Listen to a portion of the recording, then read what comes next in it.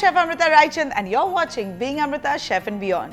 We are on the recipes for post-pregnancy time and this one is a very easy recipe. I'm sure आप लोगों ने खाया भी होगा, लेकिन इसे मैं थोड़ा healthy और exciting बना के आपके सामने present कर रही हूँ. We are making dates kheer. So let's begin. I am going to put some milk in this pan and allow it to come to a boil.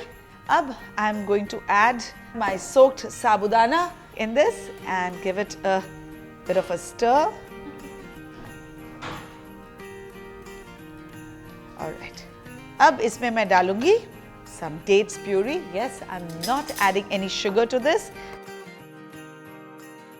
I've got some chopped dates as well, which I'm going to add to my mixture.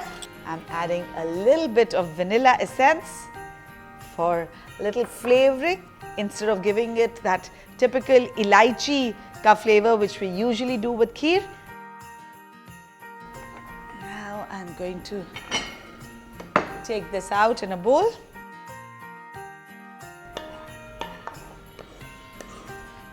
A little bit of sliced almonds to top this up and make it even more nutritious. Alright, so here you have your Sabudana Kheer. I hope you like this recipe. Do share it with your friends if you did. Also, don't forget to subscribe to Being Amrita Chef and Beyond, and there's a bell icon there. Press it for constant updates. See you soon.